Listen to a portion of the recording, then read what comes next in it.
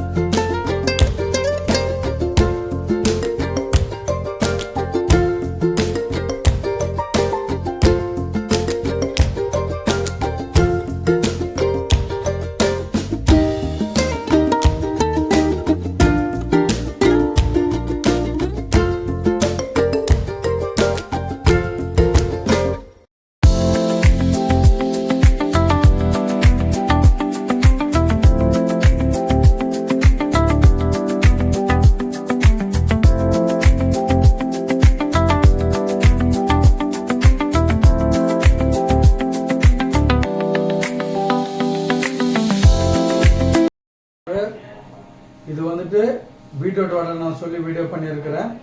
ஏன்னா அதில் வந்து கடலைப்பருப்பு, உளுத்தம் பருப்பு இதில் போட்டிருக்கோம். பீட்ரூட் வந்து நல்லா கிரேட் பண்ணிவிட்டு இதில் வந்துட்டு பச்சை மிளகா, ஒரு 4 பீஸ் பச்சை மிளகா. ஏன்னா பருப்பு வந்து எவ்வளோ போட்டிருக்கோன்னா, கடலைப்பருப்பு வந்து 100 கிராமு, உளுத்தம் பருப்பு வந்து 50 கிராமு, பீட்ரூட் வந்து ஒரு பீட்ரூட் எடுத்துக்கலாம். ஓகேங்களா? அதை போட்டுட்டு 4 பீஸ் கிரீன் சில்லி, ஒரு சின்ன இஞ்சி பீஸு, கறிவேப்பிலை கொஞ்சம், அப்புறம் நம்ம சோயாக்கீரை போட்டு நல்லா சால்ட்டு தேவையான சால்ட்டு போட்டு இது பண்ணியிருக்கிறோம்.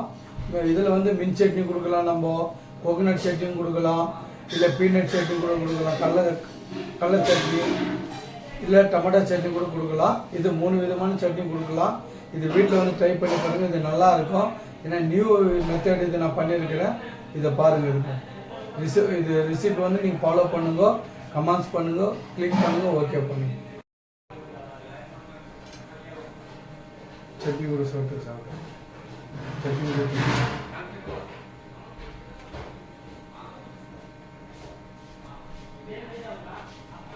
எப்படி இருக்கு?